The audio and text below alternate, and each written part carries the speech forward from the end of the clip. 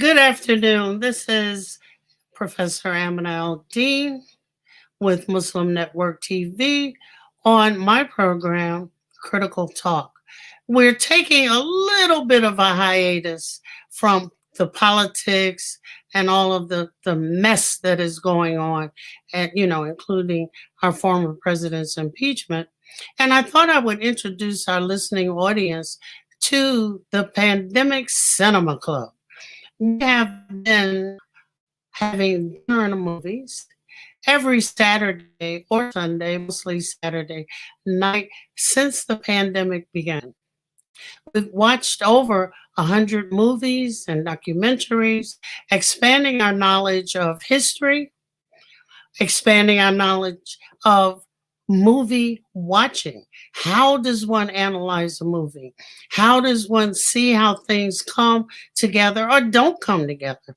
Some of watching old black and white movies, watching newer movies, making comparisons, learning about the history of Italy, Germany, Spain, and the United States. So today, as the fourth day of Black History Month, I thought that we would use two episodes to talk about the movies coming out during this month, although not all of them are available, not all of them are PG, not all of them are available for History Month in one sense, but we'll talk about that later. Today, we're discussing Ma Rainey's Black Bottom Blues and Bessie. And I have with me some distinguished guests. Maria Massoud, who's retired DePaul University faculty in Modern Language Department.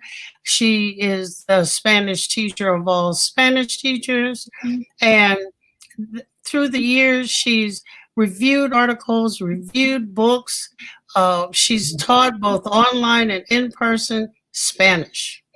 And she even tried to teach me Spanish, but we won't get into that. We also have with us Felix Massoud Peluto, who's an emeritus professor from DePaul University in history and a specialist in Latin American history, Cuba and U.S. relations, and Cuban immigration to the United States. He's the author of With Open Arms and from oh gosh, I can't even see it. Welcome, gosh, welcome battles to illegal immigrants. I'm sorry about that, folks. We also have with us Aminah Mitchell, who is the doctoral candidate at the University of Illinois at Chicago, Department of Educational Psychology.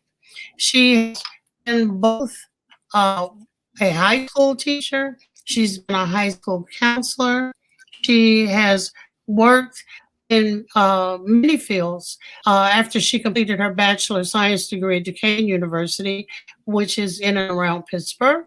And before retiring, she counseled students in a kindergarten to 12th grade Islamic school. We also have with us Imam Frederick Al-Deen, who is a former director of chaplains for the Federal Bureau of oh goodness, penitentiaries, and a social worker. He served as a teaching assistant. He's worked as a principal of schools. So as you can see, the Pandemic Book Club is quite expansive. And all that we bring to analyzing movies. And we analyze movies much as we analyze text. We looked at directors, producers, the actor, the coloring, the scenery, the music. And these two movies kind of give us a real go at the music, but welcome all of you. And let's take our first hit at the director of Ma Rainey, Black Bottom Blues. And that director is as George Wolfe. George C. Wolfe, yeah. You want to talk about him, Frederick? Well, I'll start a little bit. he is a prolific. Turns out he's a prolific activist with regards to being involved in making movies, designing plays, and what have you. And took this project on of based on one of August Wilson's plays to bring to the screen a person who was famous in her time and quite a prolific personality, quite an enormous personality, Ma Rainey. And I love his work, and I'll say some more about why I think he's a quality director later on as we go forward. Anybody else on George Wolfe? Did you get a chance to look him up? Well, you mentioned these times. What era are we talking about? Yeah. We're talking about 1920s, the era of the flapper, the era of the onset of J. Edgar Hoover as the director of the FBI, and the era of the role of women being writ large, very large, in politics and in business and in theater, and the era of the onset of mass media.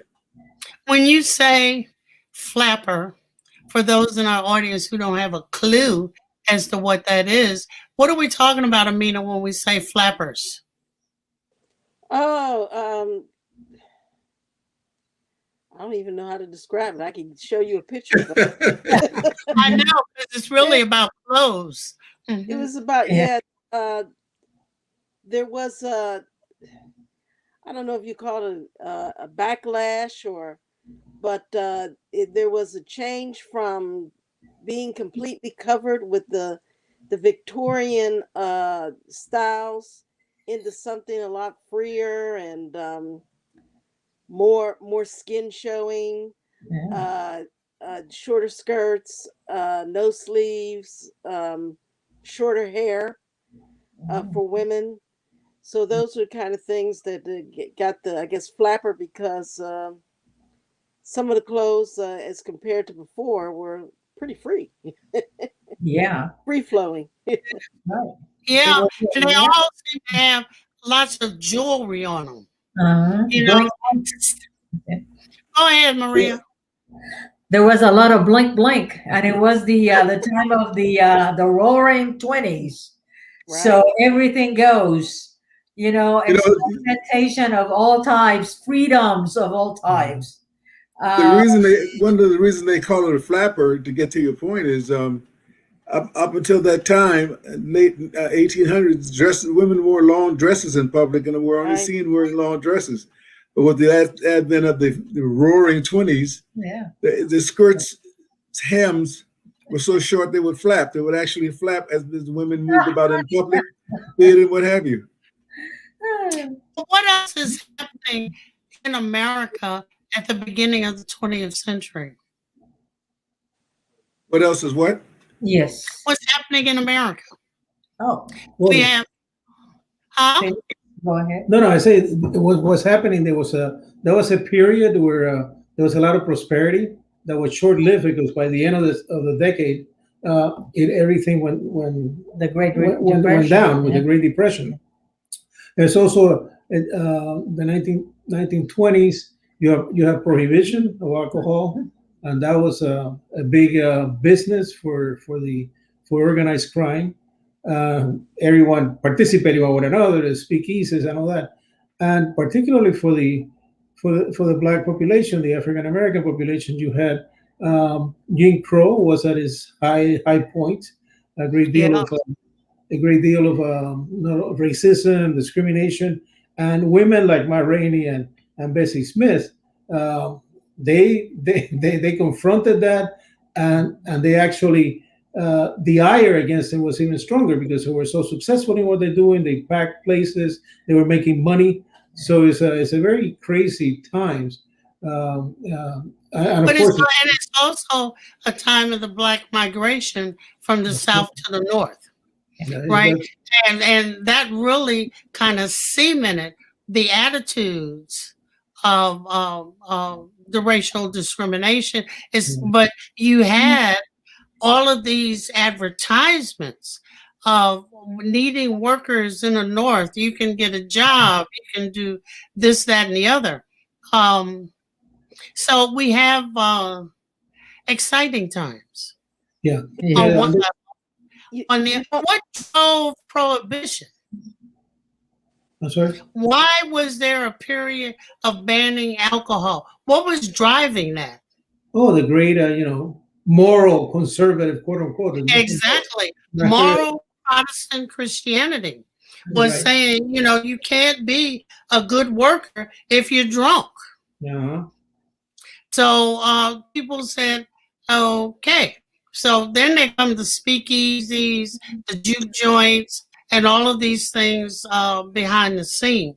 We also look at the writer. The writer of Ma Rainey is Ruben, what's his name? Settings? I forgot his Ruben name. Santiago Hudson. Who is Ruben he? Santiago Hudson. Ruben. Who, who is he? I don't know. I don't know much about him. Well, we'll have to come back to him because we're analyzing, right? Yeah, because Um, what? Now, Ma Rainey died at what, 53 or so? What? you have here 39. 1939. Yeah. No, I'm saying her age when she died. Oh, Oh, she was 49, 80, was almost 90 years old. Yeah. Oh, I'm sorry. 90. Yeah, she lived a pretty long. 89, 88. She lived. Oh, okay. 91. Um, and does the movie, you think, well, let's get to the plot of the movie. What is the plot of the movie? Where does it take place? And why do we only get in Ma Rainey almost just one segment of her life? Yeah, that's true. I think in that way it's very limited. Where you see most of the film takes place in a studio where they're trying to Right. record, and it really focuses on the business of recording and the exploitation by those people who made records. The white, mostly Jewish groups that were trying to exploit the hell out of this film. So Ma Rainey was not dumb at all. She was pretty sharp, and she knew exactly what was going on. She read the things Right. right away. And they also show that just opposed to Boseman's character, Yeah. that he was a talented musician. He was writing. He was doing all kinds of things. He had dreams of becoming a big star, and he knew he could do it because of his talent. But you saw what they offered him, $25 for $5. $5 for each record, which drove him pretty mad, and eventually the guy ended up being, very, expressing his anger, or whoever he could get. But anyway, I don't know if I'm getting ahead of the film, but Well, I think it was limited in that. we know that it came off of August Wilson's play. And August Wilson chose one thing. The incidents surrounding this recording of Black Bottom Blues at a studio in Chicago. Yeah. Let us take a quick break and we're going to come back and really act like we're in our dinner and the movies. Nobody is quiet in our dinner and the movies. Right. This is Professor Aminah Al-Deen with Critical Talk, which is a production of Muslim Network TV, and we will be right back. All right. Some more.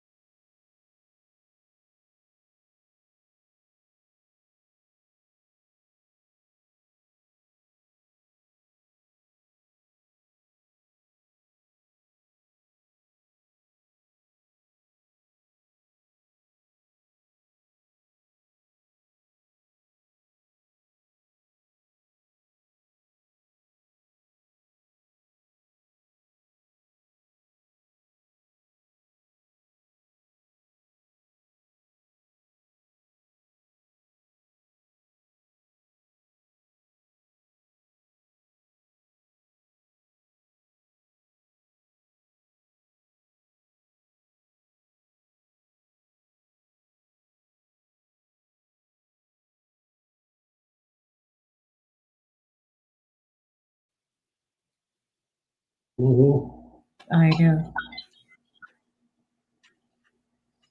that's a beauty, your mic. Yeah. Okay.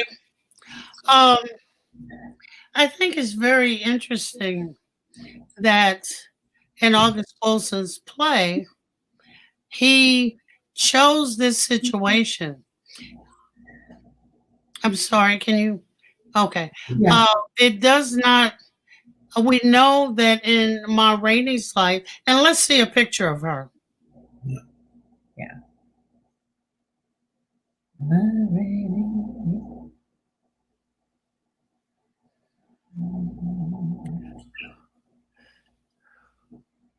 Now, Yeah. we can see the flapper dress, the arms showing, Yep. the jewelry. We see that the dress is kind of highlighted with beads or something or the other. White smile, pretty lady, Uh-huh. um, and Yeah. her with her fan Yeah. and the look at that fan she's got. Oh my goodness. Yeah. The ceiling fan. A Yeah. portable ceiling fan. So I think that seeing them, and for many of these men, is coming from down south to up Yeah. north, where they Yeah. mastered these instruments. So when we think about Ma Rainey, and let's go back to the plot of Yeah. showing this particular um, film. It looks like we've lost Aminah for a minute. Um, Yeah, There there she he is. is. there she Oh, I'm is. back. All Hey, right. there Yes. Well, the plot of the movie, I think, it takes a hint from the situation confronting recently liberated African Americans in the country, specifically in the South, and encapsulates them in a small space where, after World War One, where some African American men got to see Europe and see what freedom felt like, being accepted for themselves felt like, and when America became the burgeoning marketplace because of all of the industrial successes it had in waging, funding the war and supplying the warring nations. Yeah. There was a burst of freedom among African Americans and others to try to achieve greatness and financial security. Right. So you had everybody being influenced by the works of Sinclair Lewis and F. Scott Fitzgerald, and you had traditions being broken, and that women were at the forefront of some of the most unusual business places ever. The first time in the history of the country we had a female president, for all intents and purposes. That's right. And when President Wilson had the stroke, and his wife basically controlled who had access to him, and even signed documents with her hand guiding his hand. You had Madam C.J. Walker, who took the needs of African American women to look white by straightening their hair, Yes. coming up with chemical products that straighten the hair of black women and black men. And you had the idea of anything goes, so that there's a guy named Ponzi, like in Bernie Madoff, Yeah. Yeah. started the concept of the Ponzi scheme. So all of this opportunity was boiling down for African Americans, but they were very limited. They could exercise it. They couldn't exercise it in Alabama, Mississippi, Tennessee, and God knows how many other places. So the only place they could do it is in the promised land is up north. So the plot is, how does this desire, this drive of the 20s play out among liberated African Americans and a complex relationship of liberated African Americans, recently freed African Americans, and the fact that they were being preyed on as other groups recognized the financial opportunity they represented by stealing their music and stealing their talent. Yeah. So he chose this plot to play that out in a recording studio, because what was being done there was history was being made, and he uses that studio to show that what happened is recorded for posterity, and we have this movie to show us how to avoid being trapped again. Well, I also think that the fact that it was in the music studio was an important thing because Ma Rainey knew what power she had. Yes. And that power was because she was doing the chitlin and cornbread circuit. Yeah, yeah. And she was a big puller in of money on Yeah. the circuit. So when she went into that recording studio, it was, you don't want me to record? Fine. Yeah. Got a whole lot of people that want to hear my music. And Mhm. also, And that's how she was able to Yeah. negotiate what she wanted and She, how she wanted to do it. and And, yeah, and that was something that yeah. usually we don't characterize black women of that time, black people of that time as wielding that type of power. yeah. But in her There, case, don't forget that she also knew she hadn't signed the contract. exactly, She exactly. had a trump card and she was using it at every minute. And she was saying, I didn't want to come here. I don't have to come here. Right. I know who I am. If you don't want to bring me a blankety blanket Coca Cola, as Yeah. I asked you to, I'm getting out of here. Yeah. And Mhm. then there is also in the intimate plot the reason why she sings because Say more. she's talking to her manager, the black guy that directs the orchestra, and she says, "This is the music that gets me out of bed every morning. Mm. This is the music I live for." So you got to know a little bit of the real person, Yeah, not yeah. just the facade, Yeah. the blink blink with dresses and all that. And the fact that she knew she could make it because she had made it, as Amina said, before she got to Chicago. Uh, Exactly. so she wasn't blinded by the lights of Chicago or Yeah. the North. She made it where she was before. And I Uh, and I thought that was a very important aside when she's waiting for this other guy to go out and get her the Coke. Yeah. And she's She's discussing thinking, yeah. these important elements, which is what made her important because there you have the essence of the singer, which is bringing through that voice, and those are the blues, you know. I think one of the best scenes, or at least one that really excited me in the movie, was the scene where they have her in the tent and all the people lined up to get into the tent to hear her sing. Right. Usually during that period of time, you think tents and you think the Bible thumpers Oh Yeah. yes. and the preachers. And here they had set up this tent and all these people inside the tent and to hear her sing. This woman who wasn't she wasn't pretty. She although it looks like she dressed outlandishly, but Yeah. she wasn't pretty, but she could sing the blues and they were all out there. And I think it also shows that during that time there was a vibrant black community economically and Mhm. socially that has not been characterized or discussed within American history.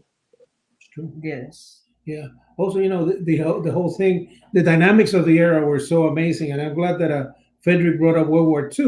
War One. I'm sorry, after World War One, and the experience of soldiers, black soldiers in Europe. They loved them in Europe. They were Yeah. venerated for a number of reasons, but they treated them like human beings. Mhm. And then they came back home, and many of them, because of the Great Migration that was going on, were here in the north, and they were suffering. They were being lynched. Yeah. There's a classic book of sociology called Black Chicago Mhm. about that period and the lynchings and the riots that went on because people Yeah. just they were being rejected, and they were of course, not only offended and being hurt, but totally confused and saying, "Gosh, we just liberated Europe, and Fighting for freedom. yeah, Yeah. and look what we come back to." So it's yeah, so many things are that is, Yeah. and of course But you you mentioned know, also. No, I was gonna say, the band, Felix, also makes your point clear in their attitudes when the young boy tells the story of his mom. Yeah. Their attitudes were a little bit before that um, come out about what's happening to them. And what you're saying is right. They are coming back.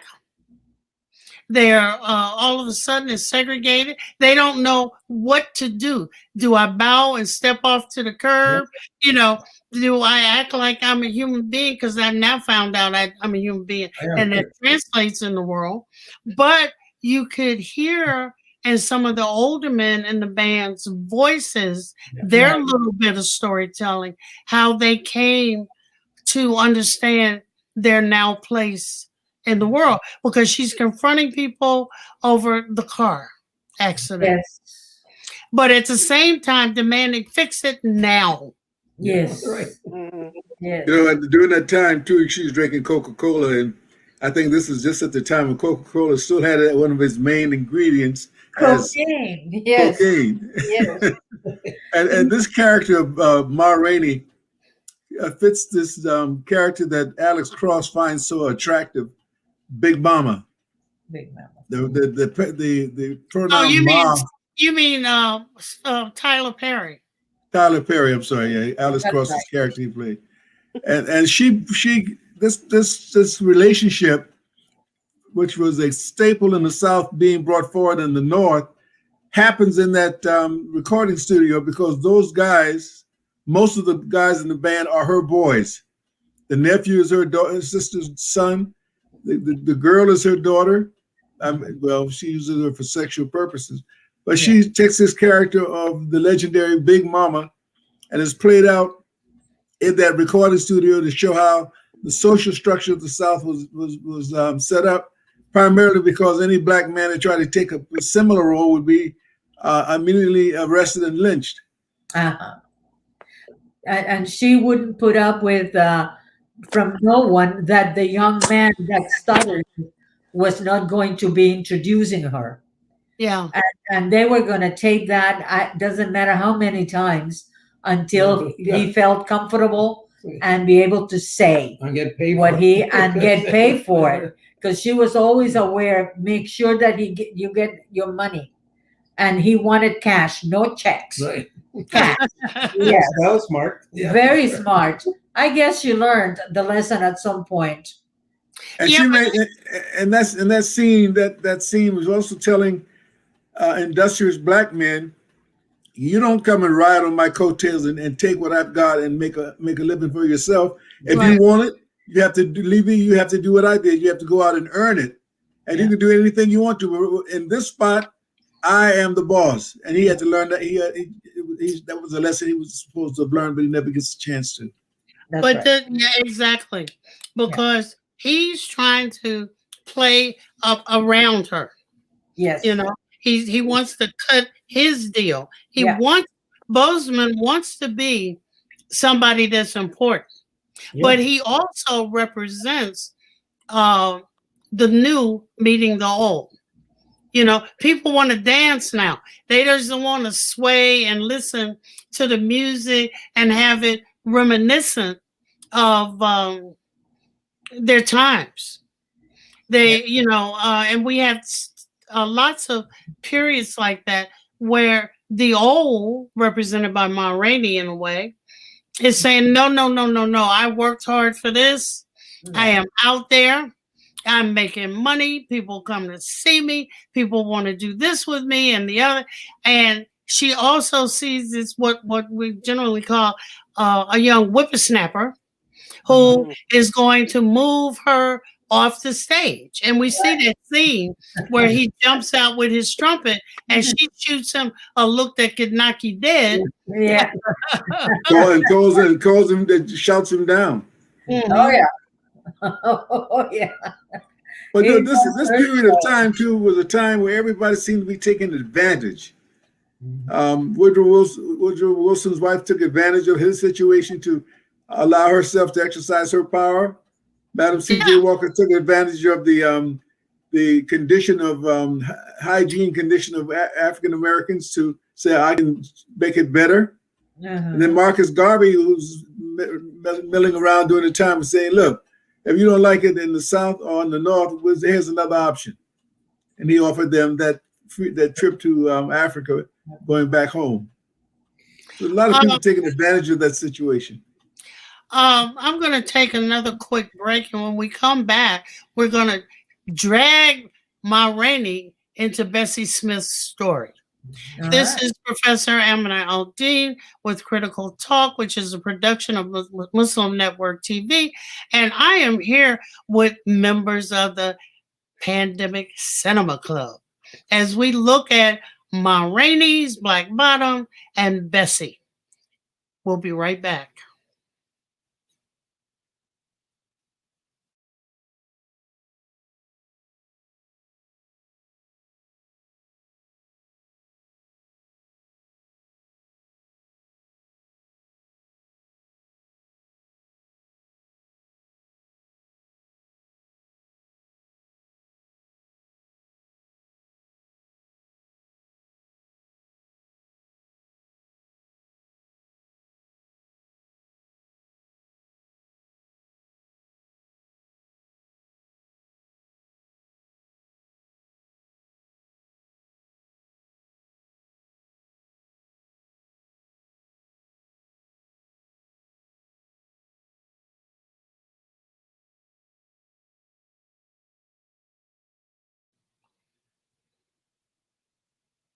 This is Professor Aminah Al-Deen with Critical Talk, a production of Muslim Network TV. And I'm here with Maria and Felix Masood, with Aminah Al Mitchell, and Frederick Dhofir Al-Deen. I'm just having a tongue. It started snowing again, guys, out there in the world. And that has just freaked me out here. But I want to say to our listening audience that this cinema club we formed has been helpful in giving us an outing every week. We have something that we watch every week and then come together and talk about it. We've taken notes. We're paying attention to movies, enjoying or not, because some of the movies, I have to admit, were stretch my credulity. But let's not go there. Yeah. Well, I'm a core. But anyway, but during this time when we're at home, it is really, really great to have something that you know you're going to do, some preparation for it, because we have to watch the movies and then pay attention to the movie. Enjoy it, but pay attention. Okay, now we're going to drag Ma Rainey into Bessie. But let's talk about, did you all look up the director, Dee Reeves? I did, but I didn't find much on her. Okay, so she might be an up-and-coming director. One of the things that Black Lives Matter did was it forced all of these venues, Netflix and Hulu and this and that and the other, to give Black directors and writers a chance that they probably would not have had. Or, they had stuff sitting on their desk and it wasn't going anywhere, because then they felt compelled to have people over. These are two. Can I say one thing? Can I say one thing before we go? I don't want to leave this without talking about the subject of the movie in the book, Ma Rainey's Black Bottom. Okay. Because it's not just a sexual or anatomical reference. Oh. Black Bottom refers to in one sense, a neighborhood in Detroit. But it also refers to the fact in farming, you have low-lying land on your property that floods from time to time, and the floodwaters bring with it nutrients from other areas that turns the soil black, and the black soil is very, very nurturing. Yeah. So the Black black bottom represents that which enriched this lady's life, Ma Rainey's life, and which she used to get a foot up in the economic and social areas of her life. So when we watch this movie, we're not looking at the black bottom of Levy or the black bottom of Cutler. We're looking at Ma Rainey's black bottom, Ma Rainey's economic way to get herself up and coming, get an economic leg up, not just an anatomical reference. I see. Thank you. I meant to ask about that and I forgot. Okay. Bessie. Two different. Bessie starts with what? Yeah. Girl being starved. Yeah. Yeah, she was in the. Reflection of herself being starved by what I thought was her mother, but it turns out she was her older sister, Right. who for some reason would lock the pantry so that the kids, when they were hungry, couldn't get anything to eat until she fed them under threat of punishment, physical punishment. Well, that's interesting because here is an older sibling, and you don't know if her locking the refrigerator is because she's scared we're going to run out of the meager means we have, or if it's her lording over the siblings. I'm in charge now, and I'm going to beat you. It's the sadistic part that we don't know how to interpret, but we know that food is scarce. Right. Yeah, but when it opens, and later it ends that way too. That she comes into the house very sad and angry and looks around and is reminded of that scene where you see the fridge. So when it first opened, I said, "Oh my God, I thought it was something that had to do with physical violence. That maybe she killed somebody and put him in the fridge." That's the first thing that goes to you. Like, what's in that fridge? Yeah. So, And quiet as it's kept, it might have been very little. yeah, that's true. And you didn't want the kids to know how little they had. But in the true story of Bessie Smith, can we get a picture of Bessie Smith? In the true story of Bessie Smith, they are so poor that her and her brother have to, just go out on the corners, one singing, the other one dancing, to try to make a few pennies. Right. Oh, she's pretty. That's a young Bessie Smith there. Yeah. There she is. But still, she's pretty. Yeah. And we want to see if these directors or casting agents or whatever picked women who were close phenotypically, look like the actual person. Because if you notice the makeup on Ma Rainey, over the top. Right. Bessie wears makeup, but it's not quite as over the top. Yeah. And she also has a different way of going about finding people for her band and her group. Yeah. To be darker than the bag. And Exactly. than the bag. And that was very important to her. So she understood in reference to how society was placing her. Yeah. It was less important. The caste system. Yeah. Caste The system. caste system. But she said, no, I wanted the darker, the better. Yeah.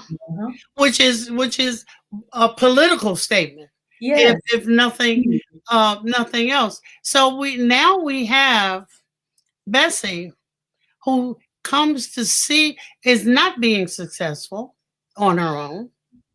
And then she goes to hear Ma Rainey. Right. And she looks at the gestures. Yeah. She looks at the way the woman had, and she's determined to get to meet this woman. I can do this. And she learns a lot from. I can do this. Yeah. She's But she learns a lot from Ma Rainey because she tells her what the blues are about. Is you're not there to please people. They're there to know. because they want to know the blues. You do you know who you are? Who Right, are you? Can you really interpret the blues? And right. so she had to learn a lot about life, and she had already, but she learned a lot more. Yeah, I think she also learned she learned about business, about show business, and Yes. and how to negotiate. Very Yeah. important. And that was important because again, how you negotiated was going to determine just how much power you were going to wield Yeah. inside of that world. but it was also, don't you think, remarkable that Ma Rainey, in her state, mother of the blues, sits back, but she takes on this young woman and fashions a kind of new skit, you Yeah. know, where both of them can be a happening. I mean, that kind of mentorship, you can't pay for.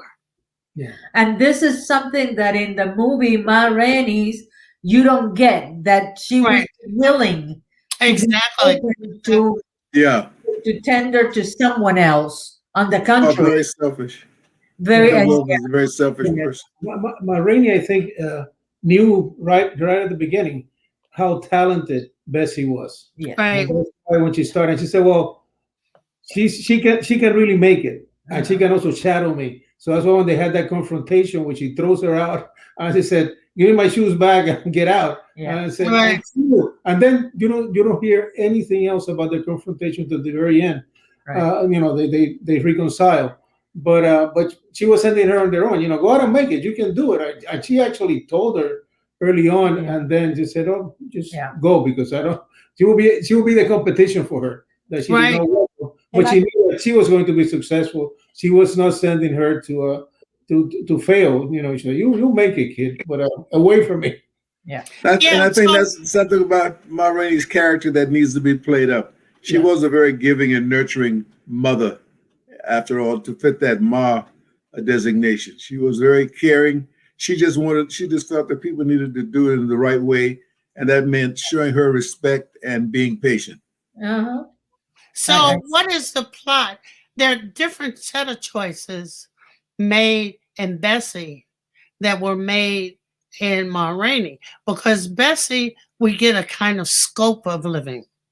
Ma Rainey is focused on one incident. Yeah. Yeah. Your Yeah. Well, thoughts? We did. Bessie takes the nurturing mother concept and fixates it in the form of a house where she brings people into, whereas Ma Rainey had it as a spiritual house that people could be a part of wherever they resided. Mm, Yeah. mm, Yeah, I think that Bessie's production was much more elaborate. It showed Yes. more about what's going on inside, because it was not inside the studio; it was happening everywhere, including when the clan came to attack her show, and she sent them on the. She came out there and said, "What the hell are you guys doing? Get the hell out of here!" And that, of course, was extremely dangerous. And they showed later that they were shooting at her train when he went back by and so on, which is, I think, it's also a big reflection of what was happening. Where you had right. this black woman in this amazingly luxurious train with her name Yeah. on it. Inside, big letters. Every time she went by, they start shooting at her. See if you I get. know. So I think that in that it shows you more of that what was going on than in the other one. So, And the way her husband introduced himself to her shows you that she could be swayed by integrity and assuredness, Yeah. self-confidence, and she knew how to incorporate that into her life and into her business. And it was something that she did with deftness, until she realizes that people were using her platform again to build careers for everybody else, like Gertrude, the Gertrude girl. And also, I thought the interesting thing in Bessie was her relationship with the black record company that wanted to have With her sing, Langston Hughes, right? have her sing race music, Yeah, right. Yeah. Boy, gee. and how she But respond, how that's she what they reacts to used to that. call it, was Yeah. race music. And you labeled it, you pigeonholed it, but then the introduction of Langston Hughes, and who else was that was introduced? Somebody big name. I Yeah. thought was wonderful. WEB, Yeah. the boys. Because right, for that crowd, that intellectual crowd, she was too gutter, too rough, too unformed to even, like Langston leans over and says, this is not your usual crowd, right? Yeah. But in fact, the people enjoyed it. She belted it out anyway. But there's an introduction of the man by Nigga Heaven, and if you haven't read the book, you oughta, because it's also almost the scene where there is a picture of the Harlem Renaissance, where you have the writers, the communist uh, folk, the socialist folks. It's an integrated crowd, and they're hanging out in these small places. In addition to the prohibition, the Jim Crow legislation, And the all anarchy, of the stuff, huh? and the anarchists who Right, right. perpetrated the largest terrorist attack at that time, and on Wall Street in New York with that fertilizer bomb, Yeah, yeah, yeah. September 16th. Mm. Yeah, and you have in both of them reference to they're most at home in Alabama, Mississippi, and some other southern places where people understand the music. Because in Bessie, you see the people out in the field. And those are the same people who are getting those pennies to come hear her sing, to stand in the lines that Aminah was talking about. And you also, in the first scene, have young men running to get in line being chased by dogs. Mm. Mm. So Yeah. all of these things are happening at the same time. But I thought it was wonderful for him to bring what the Harlem Renaissance, just a little bit of a picture where both black and white are writing about Yeah. what's going on. The, Maria, you know, also interesting. What's also interesting to me was the two women. Rainey was not affected emotionally right, the way that Bessie was, and you saw Bessie falling in the trap of the moonshine. Yeah, the bootlegger, Yes, Ralph, and what is his name? between the emotional pain and scars from right, her childhood to later use the moonshine to help herself keep going, to sort of put down all that pain. She And then, of course, the end of the 20th, the 1920s, with the Big Depression, she loses everything, and, Everything. and she is really in trouble. Whereas Ma Rainey does and not. put something aside. That's that She business mind. Yes, she was able to make it even through the 30s. Right, And then you see that her brother, Bessie's brother, connects her to Ma, Revival. and there is a renaissance for Revival. Bessie. She had to heal herself. She was in pain in many levels, exactly. and then I think what finally made her throw away the curse was when she got rid of her sister. Oh, I don't even know why she let her in the front door. Yeah, I didn't understand that either. Because It's it's family. emotional. It's emotional. You know, when you're young, you don't identify love as not being pain Yeah, or being hurt or being having to run under a bed because she was coming at you with a knife. yeah, You thought that was love.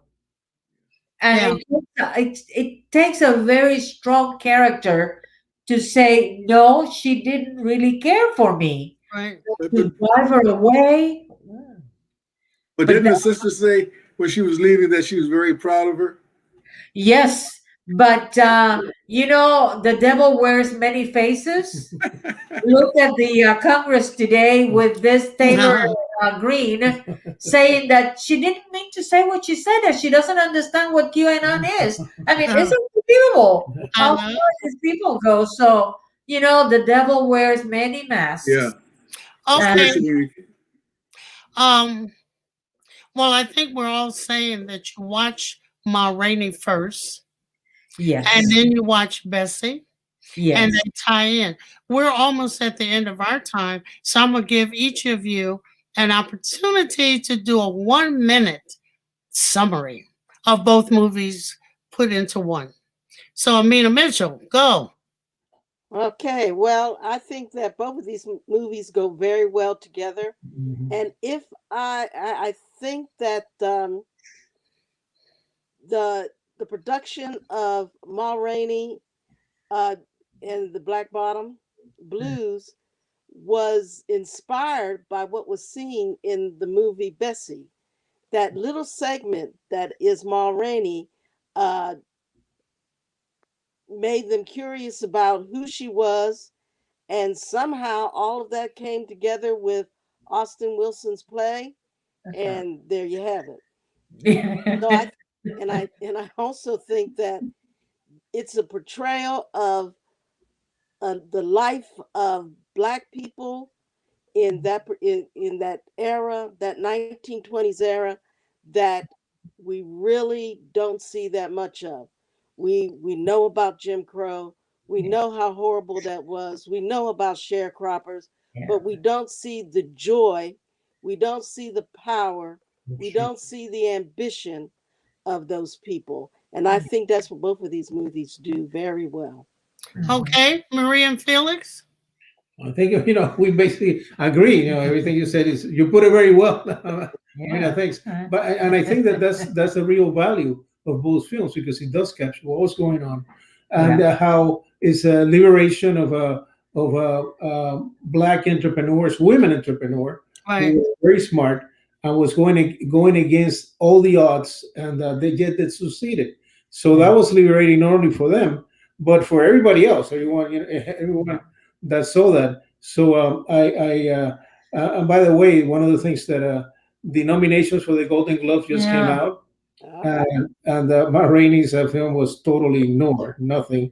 Yeah. We were hoping that Chadwick Boseman would get a nomination since he Yeah. was so good. Interesting. But anyways, that's besides the point. I know. I think that the films are good. I think that the order is the same.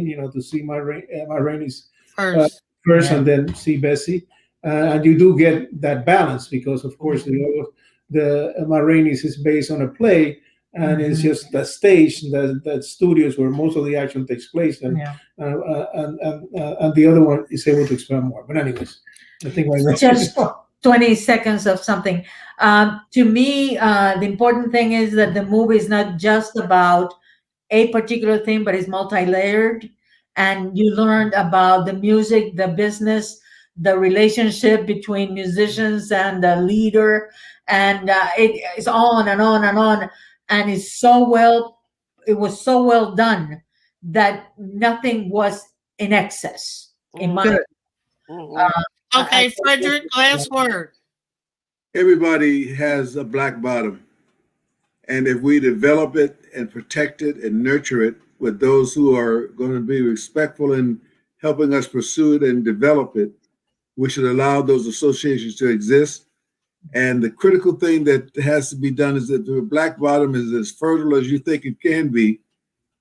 You have to be willing to protect it so that black bottom incidents like what happened in Greenwood District of Tulsa, Oklahoma, doesn't happen to yours. You have to protect it, sometimes even with your life. Okay, I mean, you all said it all. This is Professor Aminah Al-Deen on Critical Talk, which is a production of Muslim Network TV. This has been one of our afternoons at a movie. We will have other afternoons that are moving throughout Black History Month. I want to thank my guests, Maria and Felix Masood, Amina Mitchell, and Imam Frederick Dhafar Al-Deen. And we at Muslim Network TV will see you soon. All right. Thank you. Thank for you. putting it together. Stay around. All right. I'm gonna take it now.